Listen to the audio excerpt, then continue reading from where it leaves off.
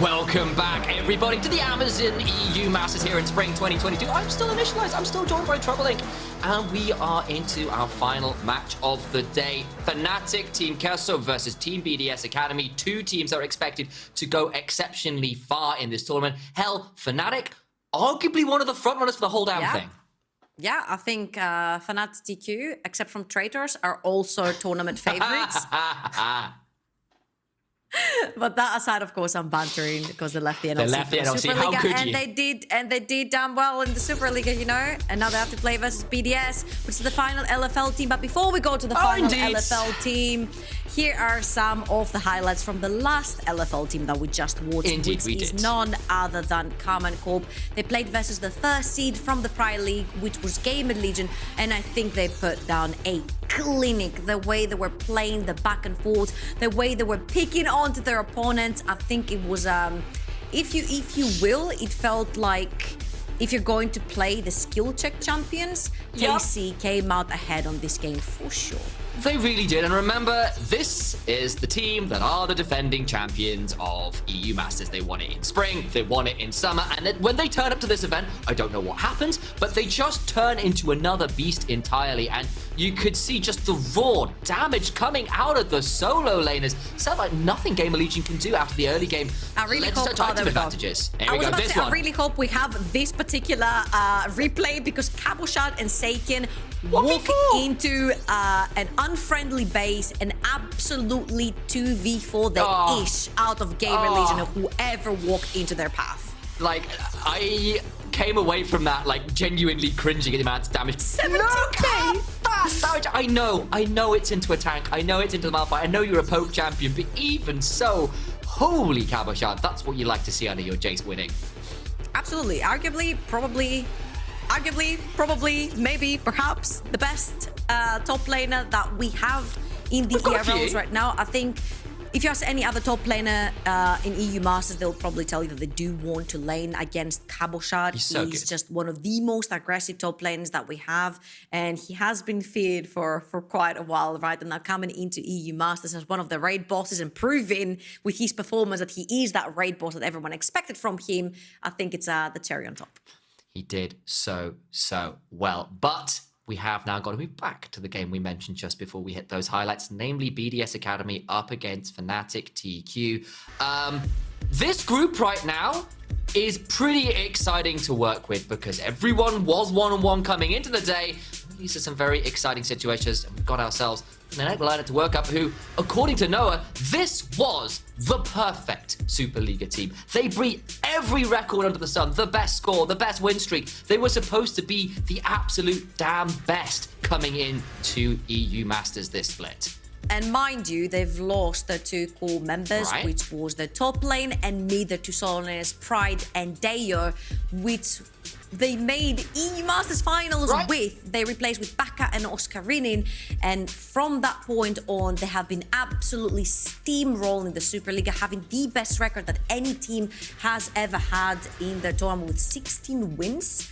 I think, which was absolutely crazy. But if we go on to the other side, you might be recognizing some names in this lineup as well. Crownshot, of course, coming into mind as the first name down the bot lane together with Erdote.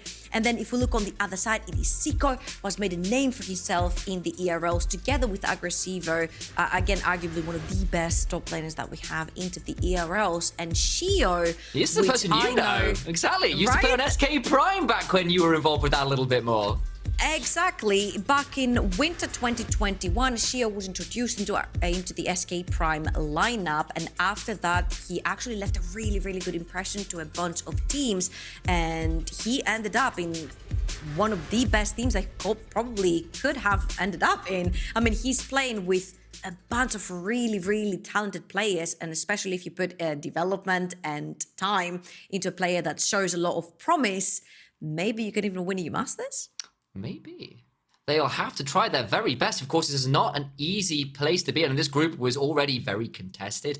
Bifrost winning earlier makes things a bit trickier again. And of course, FnaticTQ, despite a very strong early game in both of their games, did throw it in the mid game a little bit versus Bifrost, but even more so against Eska, where they actually lost the game. And against a team like BDS Academy, who let's be real, incredibly good lane mechanical players that allow Sheo to be very aggressive.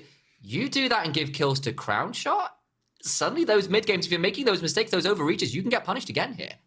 Yeah, and honestly, I love how you mentioned Crownshot specifically, because in the game versus Bifrost that BDS lost, it was Crownshot with all the kills, and we're talking about this, and you were like, it was almost enough, just Crownshot having the kills to turn the entire game around. So he's definitely somebody you don't want to be giving kills over. Saying that, though, Bean and Rhuckz are arguably probably the best bot lane, the best duo that we have in the ERLs as well. Bean coming straight from Worlds performance as well. Was hot dropped into that situation, of course, and did a remarkably good job there. Then comes into this FnaticTQ lineup, moves over to Spain with the lineup, as they said, and pulls off the performances they did there. They are still one of the favorites. One upset loss doesn't change that, but we do want to see cleaner mid and late games. Their early games have been phenomenal. Don't take that wrong, but they need to be cleaner in the mid game, and they're still going to have those good early games against a team like BDS Academy. We're into this picks and bans though, and it's AD carry bans galore. Bean and Crownshot will be allowed nothing.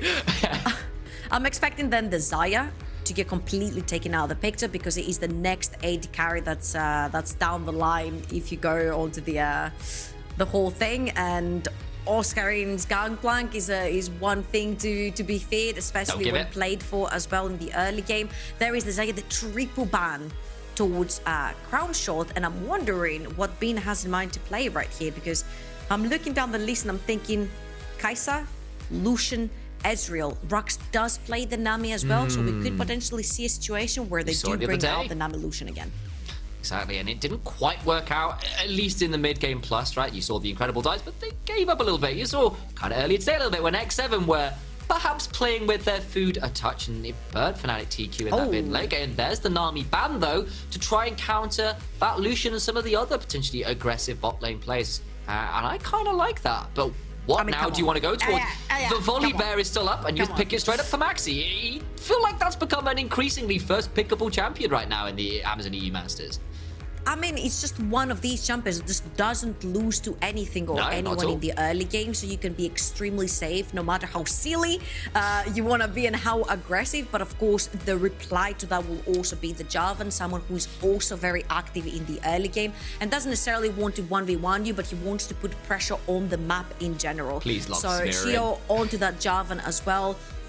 Possibly they might try to figure out to put down an ADC on the side here. I'm seeing some fun ones. Crownshot. Shame. Of course, the misfortune, the last of those really meta picks right now, it feels like, for the bot lane. I suppose Ezreal could probably be up there as another one of those viable options.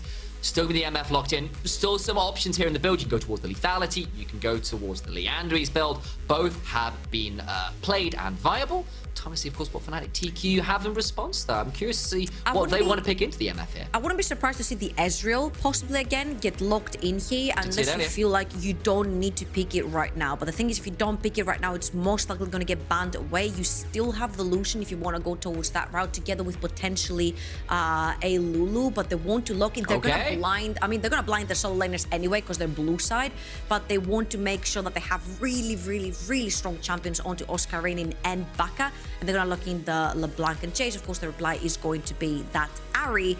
But now we're running into the situation where possibly the Ezreal is going to be banned away. And maybe the Lucian too. We'll see what they need to go towards, because, of course, we did just see an LFL team demolish a game with that LeBlanc, Jayce, Volibear trio up in the top side. Carmi Core put on a clinic on how you can work with those picks. Or the Ezreal Karma into the Exactly. So now you have to see what the bans are. At the minute, BDSA are saying, well, we want to get rid of the Rhuckz from Rhuckz, who's an excellent player of that champion. And I feel like the Ezreal probably should be the final ban from them, because with the Nami down, it makes using the Lucian a little bit trickier. I suppose you could go Lucian Lulu, but that might still be a little bit overeager, I feel.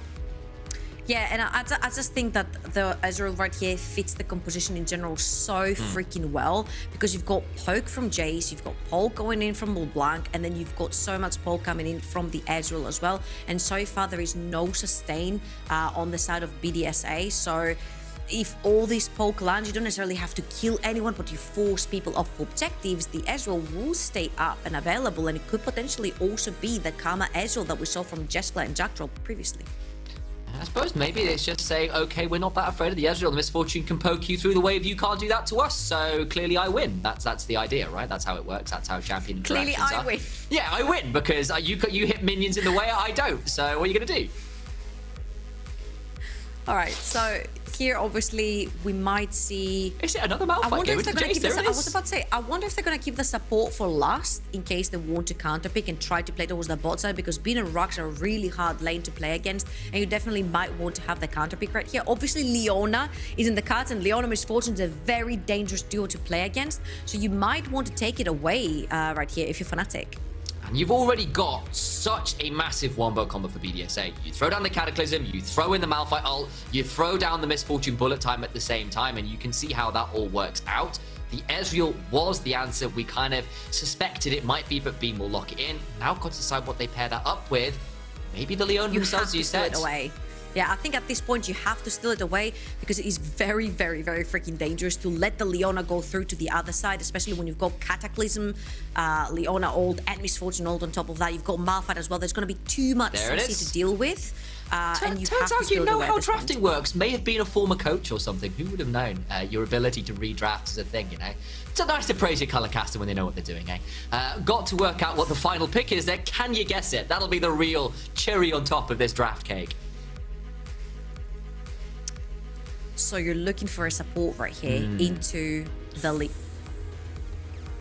Okay. I was about to say maybe Thresh looks pretty good right here because everyone wants to like dive forward. And I'm like, meow, I guess. Anime Cat on a Book versus Harbinger of Doom, Death, and possibly Dickensian Terror. Slightly different vibes. Either way, that will be the Yuumi locked in. It was something Yuumi used to be played with a little bit more when she was first kind of truly meta. You've got some good Yuumi carriers with a Jarvan and Ahri and a Misfortune, but I feel like, I suppose it's not a double range bot lane at least, so you're not going to get shoved in quite as hard, but I still feel Ezreal, I was going to call it Lulu, that's Leona, another L champion, should still be kind of at least able to play pretty aggressively there. What you do have is like a lot of chase potential. You put the Yuumi onto the Jarvan, you dive in, somebody gets locked down for so long, you put her on the Ahri, then you can chase for as long as possible, especially when you get these resets as well. But like having sleeper champions like the Volibear, like the LeBlanc, like the Ezreal, it's just so hard to pin them down, where I'm like, I wish I could have seen a champion with maybe a little bit more CC to the point where if one lands, somebody dies into the Misfortune ult, because at this point, I'm thinking Yuumi, and every time I think of Yuumi, I'm like, I need somebody who can hyper carry with that Yuumi on them. I'm thinking the Ezreals, the Trundles, the Zinzao, somebody that needs that sustain. And I don't think on that BDS lineup anyone has a champion like this. I hope they prove me wrong. I see your point, and I completely agree. I do at least see with the final chapter that Yuumi does bring, and the chase potential you called out, that you can actually potentially punish somebody like Baca on this LeBlanc, who, yes, you burnt the clone, but you're going to get hit by an Frost and a Charm, and then when you dash away, you're still going to be in the last chapter and get rooted anyway. So you have got that chase potential to catch those slippery champions, as you said. Though if they do fall behind, you're right, you're not necessarily empowering a true hyper carry here. There's no... There's no Jinx, there's no Diana or something. You would love to have that on that. Absolutely. And right here, Baca, okay, he was actually spotted at this point right there, but they were trying to figure out where Sheo starts from. Sheo is also going to have the Thirst Strike right here, which has become very, very popular among players that do play this Jarvan. He hasn't necessarily cashed in yet. He hasn't found anyone to pop his flag on, and it's going to be a pretty easy situation right here for both teams. They're gonna make sure that they guard their entrances and exits of the jungle. And both junglers are most likely going to be starting from both sides. How's the crackling on my end? Both sides, rather. Okay. I am going to be talking. I'm here. Okay. Hopefully, slight audio issue on my end, I think, has been resolved. Thank you, production. I do hear you. Oh, wonderful. That's good to know. Hi, Trouble. Lovely to hear you. Hello. Thank you, production, resolving a slight audio issue on my end. Quick resolution there. They are very good at their jobs, it turns out. And that does leave us... So, quick tip to those out there, always praise your production, because they will mess you up otherwise. They can do horrible things to you. Like, I've so had... you're not praising them because they're doing their job well, you're praising them so they don't screw you up? I am praising them partly out of fear and partly because they're doing a good job. It's a healthy balance. All right, so here we might see a very quick level 3 coming in from Sheo and maybe sprinting it up towards the top side of the map where Oscarinin is playing that Jayce. Maybe try to shut him down as early as possible. But if you look on the other side, MAXI is pathing towards the same side of the map, trying to cover for Oscarinin. There is a huge wave, a building up. It could be the dive, but also because both junglers pathing towards the top side of the map, I think it's mostly going to be a cover from both. See how it plays out, though. See whether that cover does lead to the dive. Of course, the Jayce has the shove in, but at least with the Jarvan there, it should hopefully dissuade a dive as Oscarinin does throw down that ward to try and spot out Sheo, who is on those Rhuckz. Is there nice and early, but will likely want to try and potentially reverse clear down towards bot. Just wants to be here to cover, as you said. Yeah, and that is the third wave crash, but MAXI is going to choose to go towards the bot side of the map. They feel like they have enough vision on the tri-bush as well for the Jarvan, but Sheo will not stick around. They will not try to go for that Jayce gank because it's going to get spotted. In the end, both junglers are going to move towards the mid lane. There's the chains coming out, does miss, and what do you know? LeBlanc versus Ahri and early attempts at ganks. I feel like we might have seen that once or twice. There is a problem here. Oh, yeah. MAXI is towards the bot side river, and okay, he's already taking the Skull Crab, luckily for him, because bot lane had prior for BDSA, Ahri had prior in the mid lane as well. MAXI was very, very quick right there to pull the trigger onto the Skull Crab, and now he will go towards his golems to finish the first full clear in his jungle. It turns out that with the Yuumi and the Misfortune, they do still manage to get the shove. I suppose you still strictly got double range there, so the ability to attack the champions down there pretty well and do manage to secure lane pressure when it matters. Either way, though, MAXI did get in and take the Skull Crab regardless, and that's partly due to the path that Sheo took to shield his top laner and prevent any potential dives. It just comes at the cost of the Skull Crab. Yeah, absolutely. And I'm thinking here if MAXI wants to back after this and maybe head towards the top side of the map, because I'm pretty sure Oscarinin here will force Agresivoo back, and then Agresivoo will TP back onto his tower. So if they can somehow manage to shut this down once Jayce is back, has both items, and they can bully the Malphite completely out of lane, this opens up the entire top side of the map for you. Oh, yes, it does. See whether they can make it stick, though. That's the plan. See whether it survives action, of course. And left with a relatively even state right now. No true ganks or anything that have pulled off right now. Pretty happy with the Jayce shove in top side for Oscarinin, and on the other side, the Misfortune with that early shove. They're going to get the gank in mid lane. That is the Predator pop. Sheo's around, though.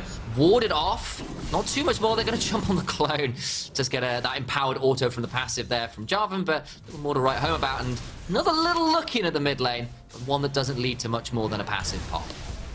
Honestly, very well read by Sheo right there to actually run straight down mid and stop MAXI, especially since MAXI went back. He bought his boots and he's got Predator as well. So it was a very speedy boy down mid. And of course, Xico was not level 6 yet to be able to evade. Doesn't burn the flash either. So very well read right there from the BDSA jungler to dissuade any bad situation that could have happened to his mid laner. Well played indeed. And quick question, actually, Trouble, because while we've got a little bit of time, we talked about the Predator on the Volibear. I wanted to know what your thoughts were on the likes of the first strike Jarvan. I am looking at Rhuckz down here and thinking there might be a gank. So I'm wondering whether we've actually even got time to discuss that, because Xico's going to get rooted. Flash for the Zenith blade, but it's interrupted. Ahri Charm does what it's designed to. Will force the flash, and the Ignite not quite going to be enough through the final charge of the Corrupting Potion. Oh, but they put so many resources in the mid lane. They use the Predator from MAXI. Oh, flash! First blood from Baca. There's the question mark. He gets it anyway. There we go. This is how the resources actually pay off, and Max is heading towards the top side of the map. But they pulled Maxi's Predator in the mid lane. Rhuckz roams as well, blows flash and ignite. And I thought Xico right there might just get out, but Baca has his number. And you know what? I'm just gonna count this as a solo ball because there was no one else around initialize. They did a great job. Chunked them out, thought they'd get away with it. They absolutely hadn't. And FnaticTQ's early game, a thing of beauty across their split, across EU Masters, but the turnaround here might be a bit strong, but look who's here, it's MAXI, flash out from Agresivoo, gonna go anyway. Sheo is here though, looking to get it right for the flag attack, but a flash away for Oscarinin means that MAXI can run down the Malphite. An empowered shock blast accelerates its way into the head of the mountain and blows it up. Another kill on the board for Fnatic Team Kesso. and it's on both their solo laners, Oscarinin and Baca. We've reiterated again how Fnatic love to play towards the top side of the map, and it is the top side of the map that gets all the resources. The flash ignite from Rhuckz in the mid lane to get Baca ahead. MAXI making his way towards the top side of the map to get Oscarinin ahead, gives him the kill. Oscarinin 14 CS up. He's got the wave pushing for him as well. Goes back, gets the Vamp Scepter, will be able to sustain through the lane. Has his tier already stacking, and Baca bullying Xico in the mid lane as well, right after the solo kill. It's going pretty well for this Fnatic lineup so far. Dark's here with 2 stacks, boots completed. Baca is feeling very pleased. Oh no, don't you dare start with I'm just looking, Jayce. there's a Dark Seal on the other side, and I have been converted. I don't really have much of a choice because I live with the guy, but my brother, America, does love Jayce on Ahri, and there's definitely one where that could happen this game. I mean, you got a Yuumi, you got him turned into a hyper carry somehow. I digress on this one. Are you sure? I do. Are you sure? We can talk about it for a while. Are you? We can just stick around on this one?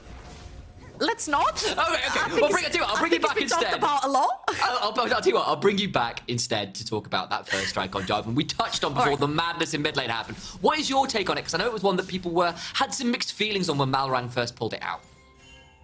So I think that for a champion like Jarvan, especially since you can flag, you can get so many easy cash-ins, especially level 1. You can walk into the enemy jungle, put down the flag, cash in this 5 gold that it initially gives you. But then later on, when you get this massive ultimate where you get to cage 2, 3 people, and the extra percentage counts, not only on damage, but you also get the cash back. You get such huge influxes of gold onto your Jarvan, where he becomes such a great tank later on.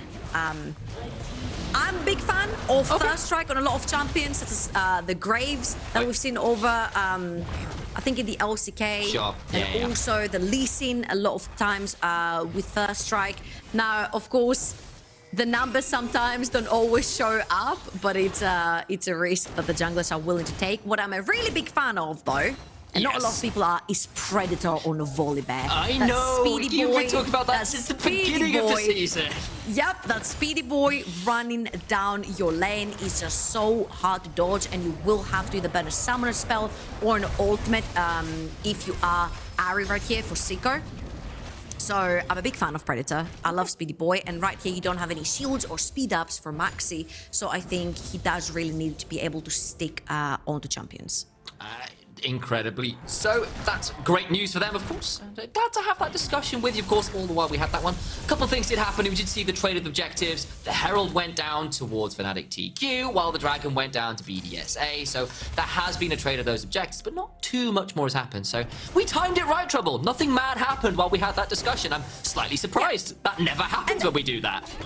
And the thing is, the only problem for BDSA right here is that they knew that the Ezreal was going to come through. The Ezreal is an extremely anti-dive champion, but also you don't have the Leona to try and dive the Ezreal because Rhuckz took it. I don't think Rhuckz has seen Bean the entire game. Rhuckz has been around mid lane the entire time, putting pressure onto Xico. It's got a various diet, it kind of Bean all the time. The top side of the map, putting pressure onto Agresivoo, and also roaming together with MAXI the entire time, which is what FnaticTQ love to do.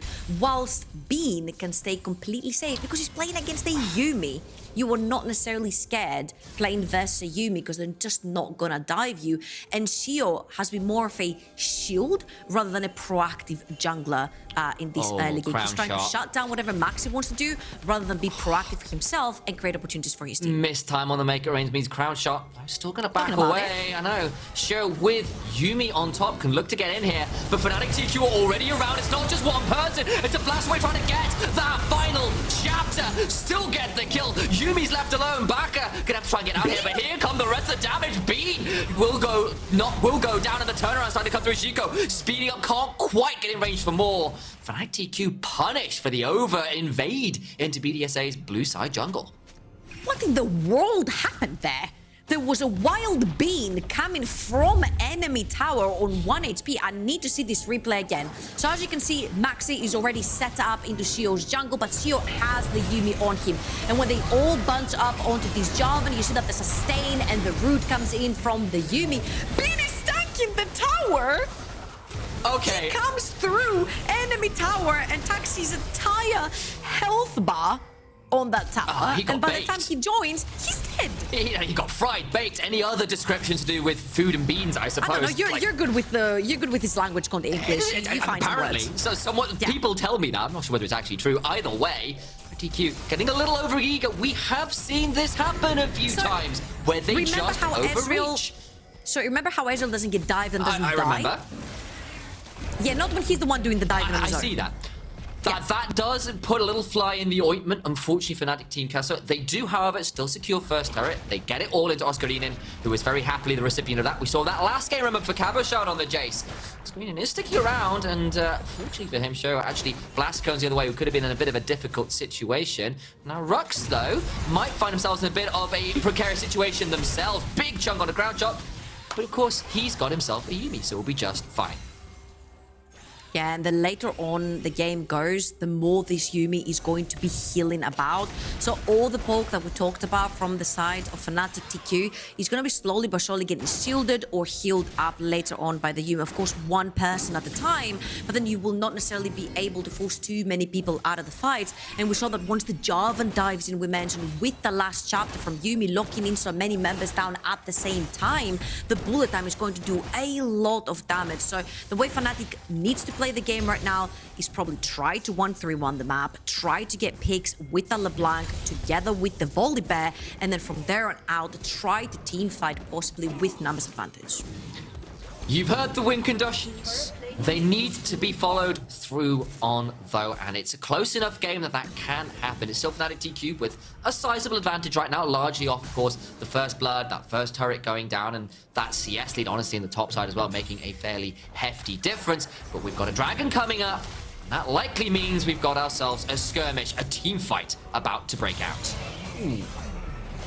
Never mind, I was going to give you a moment to speak. Never mind that. I'm going to see an engage for the turnaround. Means Rhuckz in a difficult position. Left out to dry. Not quite. He's not. Will finally fall. But now the turnaround's starting to come through. Sheo getting out into the backside. Goes back and can't quite secure the kill. And BDSA just too slippery. They won't quite fall. Bean solo. Xico, are you sure? That was bloody risky, but gets away with it. Jump mid-wall. Baca chunked out. Now Crownshot on the side does have the bullet time. Looking for an angle. The clone being used to scout. Very smart there from Baca, but all the while, BDSA not feeling comfortable to come into the river, even if they did get the kill. Yeah, they don't want to walk through the choke point. They still have Cataclysm and bullet time, but you definitely do not want to chance it just for one dragon. You let this go away. The fight still went their way. They managed to grab Rhuckz because he overextended right there. And again, you see that Fnatic are actually struggling to pull in the 5 versus 5 team fights, especially when they push themselves towards a choke point where Rhuckz was. The rest of Fnatic could not follow because the bullet time went down right there. It would have been really grim news, and FnaticTQ might have gotten themselves caught. Oh, that's a big chunk of Oscarinin, but that's a bullet time after shot class. Brings low the top lane, but the turnaround's going to be pretty huge. Yuumi healing them. He's Crownshot. Could trade back Maxi Gambit. Has got one though. Maxi, another, and this time they find the fight they were looking for. They find the Yuumi. The cat has been skinned, and it's Bean that picks up a double. Very, very well played. Great turnaround for FnaticTQ. They actually managed to make a pick. Oscarinin is the recipient of all of the ultimates right there. And once all the ultimates are down, Fnatic pick them apart one by one. They're going to get to push in the top lane wave. They're going to get to cash in on the bot lane wave for Oscarinin. They're pushing mid. And they're also taking that Rift Herald to potentially use for a next dragon push. Now you see Rhuckz right there. Again, his usual position above enemy lines. But they do find Oscarinin, very importantly, he has a shutdown. So Sheo is going to lock him in, and that bullet time is going to melt him alive. But look at Sheo. He's so low. Crownshot is very low because Bean is flanking as well. A beautiful flash from Bean right there to get away from all the damage as well. And then once the cat is out the backs, it's very squishy. There goes the Fox too. And it was a really good turnaround by FnaticTQ to punish over-aggression from BDSA. It looked like a fantastic catch, until you realize that bullet time was about a pixel short of hitting 2 more members, so it only really hit Oscarinin. And suddenly you realize the turnaround is there. Bean comes in and absolutely clutches the back end of the fight. Real credit to FnaticTQ there, and that was literally after I was about to say, I'm getting a little nervous here, potentially. FnaticTQ, mid-games, overreaching, all of those things that punished them a couple times against Esker in particular. Not going to happen right now. They get themselves back into a commanding position. They are up a healthy amount of gold. They've got themselves a second Herald, and they are in firm command of this game as it stands. And I am very surprised that with a Yuumi that's sitting on Sheo, he chose to go for Chem Tank over Gold Drinker. I believe he would have been absolutely undying, but maybe? Not enough time. They're going to get the root, though, and that means there is a disengage with Xico trying to get onto Baca. Can't quite secure it. Over the wall again. Looking for just enough damage. Can't quite get it. On the other side, MAXI and Sheo trading out. Xico left in a difficult position. Has to flash back over the wall. The bullet time chunks out MAXI, but a Stormbringer will give him enough HP to survive, and somehow, some way, nobody falls, but it's a large trade of summoners and HP bars. And you can see how both teams want to play from distance, and the only ones actually running in and butting heads is Sheo onto the Jarvan and MAXI onto that Volibear. Everyone else wants to play from range. Everyone else wants to avoid any skill shots thrown their way, whether it's a chain or whether it's a taunt or whether it's an Ezreal Q. And of course, Crownshot onto that Misfortune wants to play from as much range as possible and just drop down the E and the bullet time to melt people when they group up together. It is such an extremely team fight for both of these teams to play. This is why they need to go for these picks. But then in the end, the only one who ends up in that cataclysm is MAXI on the Volibear.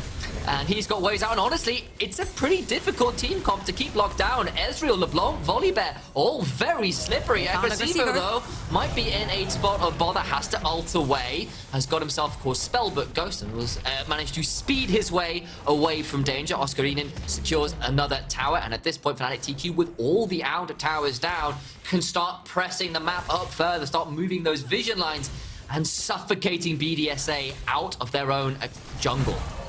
Yeah, and especially because Agresivoo does not have his ultimate up and available, you can actually now walk close to this Malphite. You can walk into Sheo's jungle, put down your vision, as you mentioned as well, since you took that mid lane flash, tier no 2. cleanse. That's a misfortune. It's in danger. MAXI, Thundering charging away, but there's enough. A chase to put MAXI rooted, but they don't have enough follow-up in that.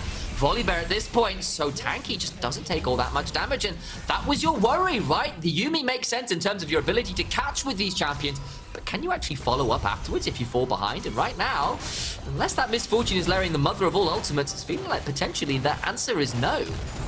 Yeah, it looks a little bit rough because you're thinking again of Cataclysm Misfortune combo, and you're like, cool, who's he gonna get inside the Cataclysm? Because the two slippery champions, LeBlanc and Ezreal, should technically never get core, and that Volibear is very tanky, also has stopwatch, triple stopwatch on the side of FnaticTQ that really want to fight for this dragon, so it's going to be extremely difficult to melt them with a bullet time. Meanwhile, Fnatic are playing tempo. They don't necessarily care for these neutral objectives. They're playing to take towers. They're taking mid lane tier 1 while they're taking bot lane tier 1. Then they're pushing mid lane, and remember we said they don't necessarily have to kill their opponents, but so much poke landing onto Crownshot means that Misfortune is no longer there, means that the threat of being melted down by a bullet time goes down to 0, which means you're allowed to push. Remember, when Agresivoo was taken off his ultimate, it was also pretty easy for them to walk into a Malphite. So Fnatic don't necessarily have to fight them, they just have to poke them out or force their ultimates, and then they can just walk. There's one of those ultimates trying to try and get away, but MAXI with the Stormbringer! Inclement weather at Category 5 brings down the mid laner and the bot laner. Crownshot and Xico turned into dust in but a moment, and with those two dead, Baron alive, I think FnaticTQ might be just turning on the big purple worm. Yeah, and that's it. You do not have any carries left alive. The only thing that you have left if you're a BDSA is Sheo. And putting your chance onto Sheo to try and steal the dragon. But Baca is right there. The entire FnaticTQ are ready to jump. Second smite on Agresivoo. Watch for the Malphite trying to get in. Sheo trying to find an angle as well. Down to 3,000 HP. There's ultimate available. You cannot stop the Malphite getting it. Down to 2,000. He can make the steal happen. He's going to go in. Not secured. Still going to be MAXI who gets it. Now Agresivoo trying to flash away. Over the wall goes Baca. Misses the ethereal chase. Charm goes wide. Xico gets a root onto Beam, but will not be able to find any more. And despite the flip, despite the smites getting into the pit, they can't make it happen. Beam will fall. That's a trade back, though. And that was so worth it for FnaticTQ. They get a huge fight in the top lane. Both the carries of BDSA fall, which means the Yuumi gets little to no value. And again, you see it right here. Ahri tries to make a play onto Oscarinin. Beautiful stopwatch, and then MAXI just dives in to annihilate the two carries from BDS Academy. Fnatic then will run it straight into Baron, and then you see how Baca stays out to try and stop Sheo. They have vision onto the Jarvan, and then the entirety of Fnatic lineup are waiting onto that wall to try and stop Sheo from potentially flagging and dragging into the pit and still in the Baron. Here there is still that tiny possibility because Sheo does sneak around, but luckily they kill him before he's anywhere near, to try and steal the spellbook smite did come out. Agresivoo did get to smite. He was about 100 HP off, not quite. Practice as a jungler, of course, on the Malphite, and hell, he made it close though, and I appreciate that. Right? Exactly, he tried. He did try, and of course, I believe that is. I'm trying to look at the second item. It's nearly towards. I believe that will be a Thimble Winter that's coming through. Took me a second to recognize the icon. Not quite secured, so you're still a little ways off things like second items, even for BDSA right now. On the other side, you've got 2 on Ezreal and Jayce, and they've got Last Whispers on top of that. So they are not just itemized; they are over-itemized right now. Yeah, absolutely. Ezreal has spiked. Then you've got the dual. Help me with the whatever Muramana. That is. Thank you very much. Got you.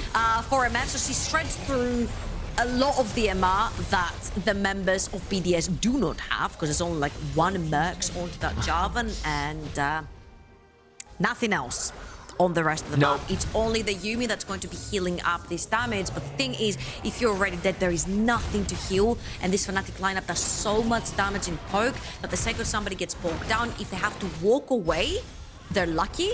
But then LeBlanc dives in and finishes you off. Now, of course, BDSA can only try to make a pick on somebody who is pushing on a side. And that would be either Baca or Oscarinin.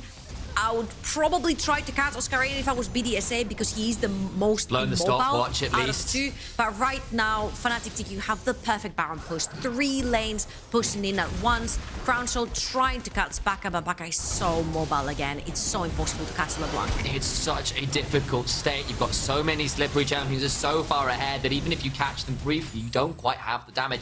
If Death Cap comes through for Ahri, maybe you can make it work with a bit of assistance, but it's a little ways off that. Still got to find the completion gold somewhere. Misfortune has at least got that second. Flash and Xico will get a big more fortune ult. Maybe that's what you need. Nearly get Rhuckz to boot. Gotta get 2.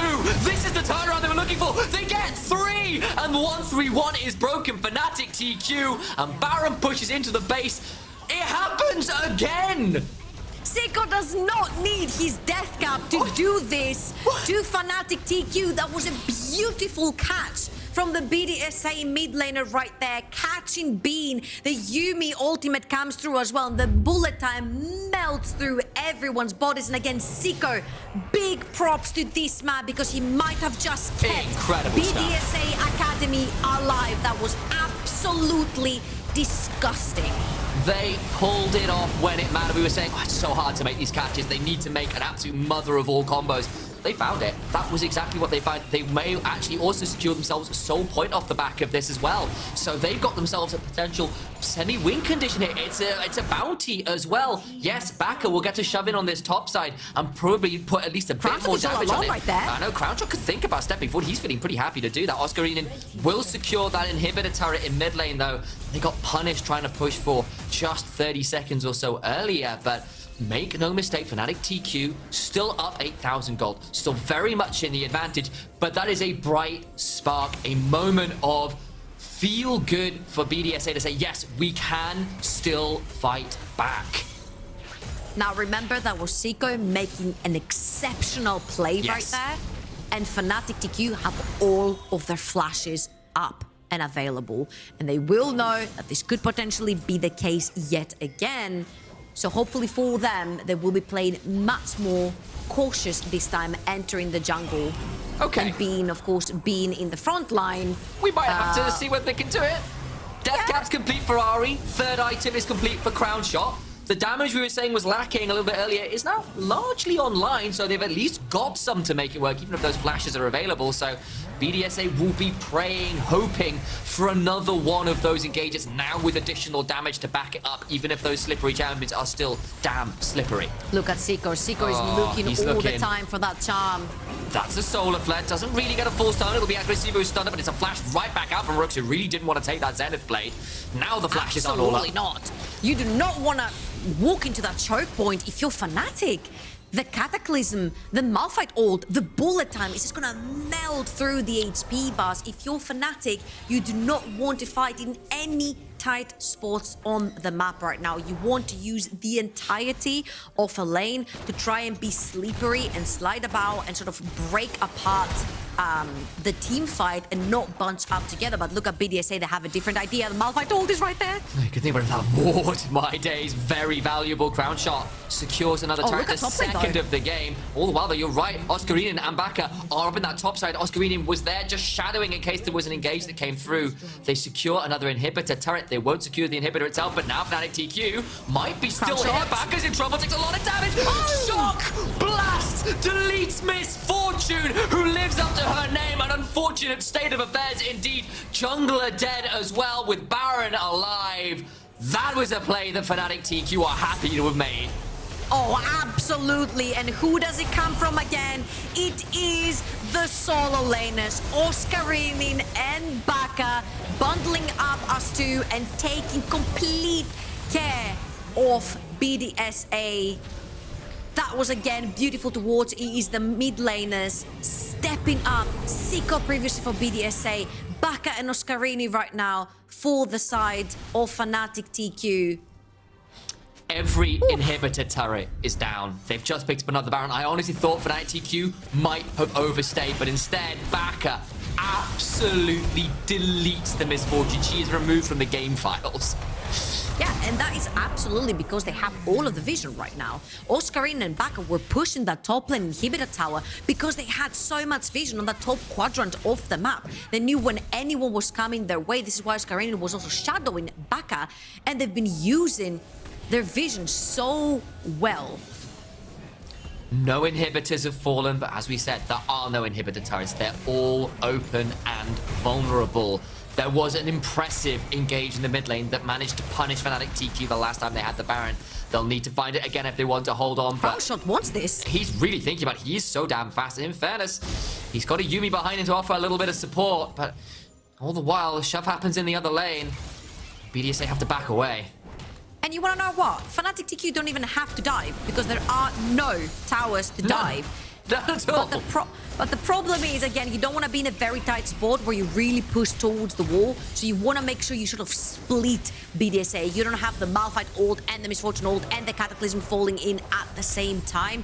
Bean has to defensively E away as well. And they got Ahri. He's been rooted. Does get to go with the tire around. It's massive. Oscarinin chunked up. They can't quite secure the kills though. Enough shields mean this time it won't matter. Crownshot has to run back towards the base. The cat is skinned again. And alone Misfortune stands. It's a bullet time against the world. And that time is short indeed. One inhibitor is taken. And FnaticTQ will look to shove on, break the LFL win streak on the day, and put themselves back in contention to be a frontrunner in the damn tournament. All the while, what? What? No, I was doing my ankle. I was doing my ankle. It was supposed to be over. Being a MAXI now in a 1v2. Do you need to make this happen? 15 seconds remain. The tower is shown off. Crownshot falls. And despite the botched fountain dive, it's still going to be FnaticTQ to come out with the win. Though I do admit, I got nervous there for just a second. Unfortunately for the LFL, of course, it is not going to be a 3-0 day as BDSA fall to FnaticTQ. But honestly, that performance from Xico trying to make the Hail Mary play on the Ahri and then Baca and Oscarinin stepping up massively. The solo lanes from FnaticTQ were absolutely insane. Did such a fantastic job, and we've got an interview with Bean coming right up. I'm not quite sure whether he's available quite yet, so I'll just wait for production to continue. Otherwise, we'll keep chatting at this point. I'm looking forward to chatting with a traitor. So glad he might it's be. Bean, actually. I know he's a traitor, but we're glad to see him. He's here. Welcome, traitor, to the NLC. Well done on your win. Sorry, how could you leave us? That's my first question. Yeah, it was not my choice. I'm sorry. I'm innocent in this. We forgive you, but like you promised me a hover. What happened to that? Yeah, that's true. Oh, I forgot about it actually. I'm sorry. I was Oh, you did. Oh, you did. Oh, okay. I'll hold you accountable for the next game, Bean. But all in all, obviously, like all jokes aside, you guys absolutely smashed the Superliga. And you went through major changes as well, like changing both your solo laners is not small feat. How do you think your team is working right now with like Oscarinin and Baca in like putting this performance as well in EU Masters. How do you feel about the team? I mean, I think it's working really well.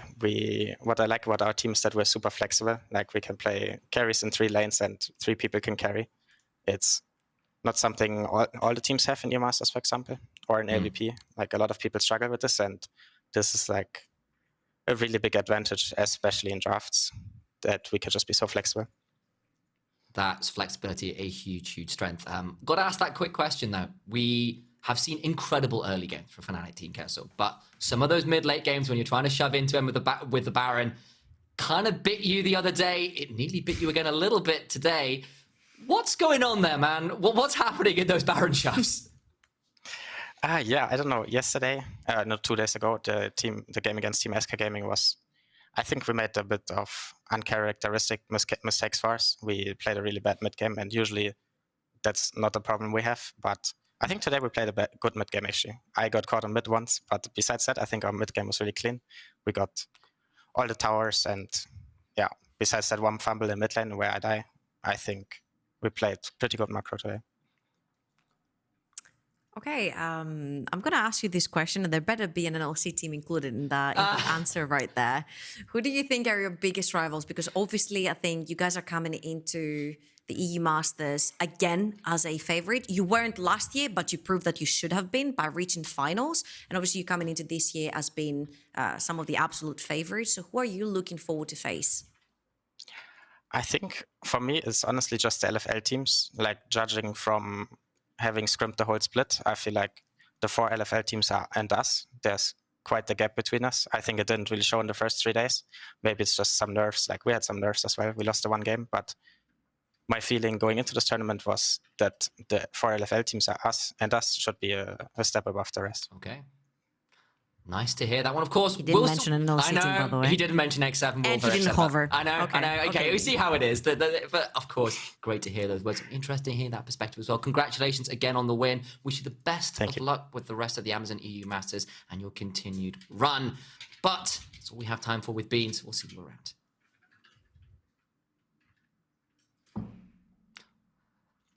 He's a traitor, but he's a lovely traitor. He is a traitor and he didn't hover, so I will hold him accountable to that. You can see the fury and troubles. You don't want that. She's pretty nasty when she's angry. You know, like, like that laugh tells you everything you need to know. It's pure evil, guys. I tell you. I live in fear all the time. That's not true. She's actually very lovely, excellent to work with. But of course, that leaves us with the end of the day here as it stands. We've ended up with some very interesting results. Let's go back over the highlights of this game, though, in particular, where this was a bit of an interesting dive when Bean tanks tower.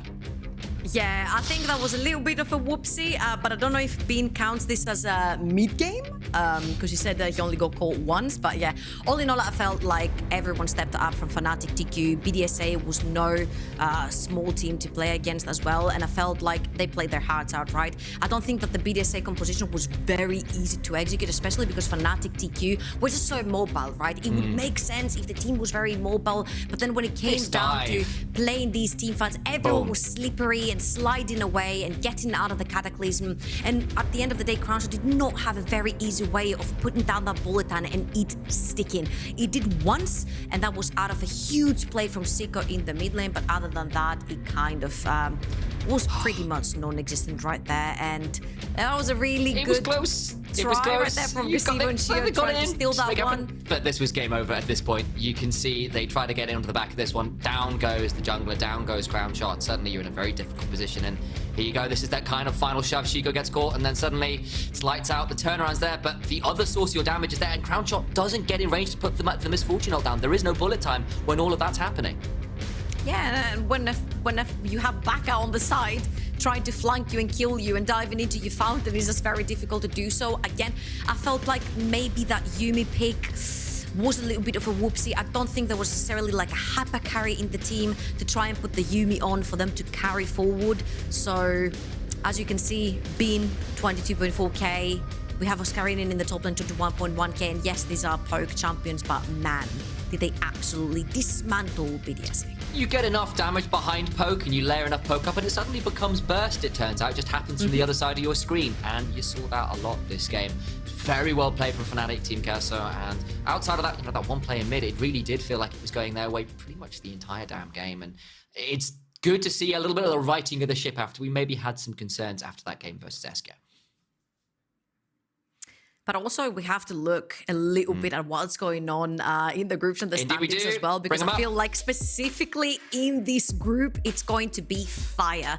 Because Group C, if you ask anyone, they'd be like, BDS Academy and FnaticTQ, eyes closed, they're going to get out of the groups. Suddenly Bifrost jumps in, the second seed from the NLC, 2-1. You're looking at all the other groups, 3-0 from the LFL, 3-0 from the LFL Group D as well, and another NLC team, 3-0 in Group B. So far to me, is looking again like the rivalry in 2021 summer finals. It's the happening. NLC and the LFL are butting heads. Of course, FnaticTQ could be considered part of that as well. Definitely in that line. Of course, you can see for the They're likes. still in my heart. Absolutely. Group A as well. Of course, Eintracht Spandau are going to be pretty upset with the fact that they couldn't quite make it work today as well. And that leaves a good Rogue looking pretty good here as well in Group A. Group D, of course, didn't play today, but LDLC, Unicorns of Love, looking pretty damn strong there as well. And leaves us with a very exciting situation for next week, where Group C is the closest. Everything else is a little bit more solved, at least for now. Still 3 more games to go, and of course that will mean we've still got some more to come. But alas, a few days off. The next day of games will be next Thursday, starting off with Bisons versus LDLC, then Atleta versus Unicorns, and a few of those games there looking pretty exciting as well. Anyone's particularly catching your eye, Trouble? Yeah, I think this is going to be the conclusion of Group D. Oh, yeah. And especially when you have a team like Atleta that have showed that they can pull off upsets, going 0-3. We have seen teams going 3-3 and still qualifying. Now, it's going to be really difficult because LDLC are already 3-0, so it's going to be a really rough task for them. But then we have 2 other teams that are trying to qualify, and if Atleta can actually play spoiler for them, we could see a huge upset in that group. Absolutely. You got LFL first seed, this incredible run from the Unicorns of Love Sexy Edition, who until their loss to LDLC were 10-0 over their EU Masters run. Bison's one of the Superliga teams. That is a stacked group in a lot of ways, at least in terms of the regions they are representing. But of course, that does mean that we are close to being done. I think it might be. Trouble, it's been a pleasure. Congratulations on your solo casting abilities. Thank you for rescuing me from those. Nobody wants to hear my play-by-play ever again, Initialize. Don't leave me again. Look, I gave you an opportunity. That's what I did. Alas, that does mean from myself, from Trouble, from the whole Amazon EU Masters production crew, we bid you good night, good morning, good evening, wherever you are around the globe, and we'll see you on Thursday. See you around.